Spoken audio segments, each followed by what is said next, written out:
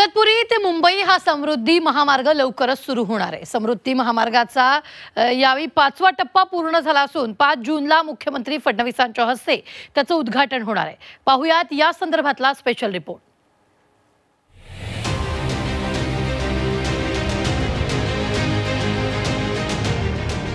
मुख्यमंत्री देवेंद्र फडणवीसांचा महत्त्वाकांक्षी प्रकल्प समृद्धी महामार्गाचा शेवटचा टप्पा लवकरच सुरू होणार आहे। 5 जूनला इगतपुरी ते आमणे हा मुंबईला जोडणाऱ्या महत्त्वपूर्ण टप्प्याचं मुख्यमंत्री फडणवीसांच्या हस्ते लोकार्पण केलं जाणार आहे। दरम्यान या महामार्गावरून आता मुंबईला कमीत कमी तासात पोहोचता येणार आहे। समृद्धी महामार्गाचा नागपूर ते शिर्डी हा 520 किलोमीटरचा पहिला टप्पा डिसेंबर 2022 मध्ये खुला झाला होता।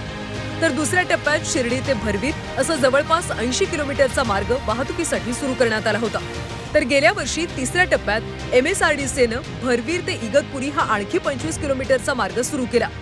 इगतपुरी ते आमणे या 76 किलोमीटरच्या डोंगराळ भागात समृद्धीवर 5 बोगदे, त्यांची एकत्रित लांबी 11 किलोमीटर असून त्यामध्ये इगतपुरी इथल्या 7.78 किलोमीटरचा राज्यातला सर्वाधिक लांबीचा बोगदा देखील आहे। या बोगद्यामुळे इगतपुरी ते कसारा हे अंतर आता 8 मिनिटांमध्ये पार करता येणार आहे। आता गुरुवारपासून शेवटच्या टप्प्यातला महामार्ग खुला झाल्यानंतर नागपूर इथून निघालेल्या वाहनांना थेट मुंबईच्या वेशीवर 8 तासात पोहोचता येणार आहे। समृद्धी महामार्गाचा 5वा टप्पा पूर्ण झाल्यामुळे नाशिक ते मुंबईचं अंतर केवळ 2.5 तासातच पूर्ण होणार आहे। त्यामुळे वाहनधारकांची 1.25 तासाची बचत होणार आहे। तसेच या महामार्गामुळे नाशिक जिल्ह्यातल्या उद्योग आणि पर्यटनाला देखील मोठी चालना मिळणार आहे।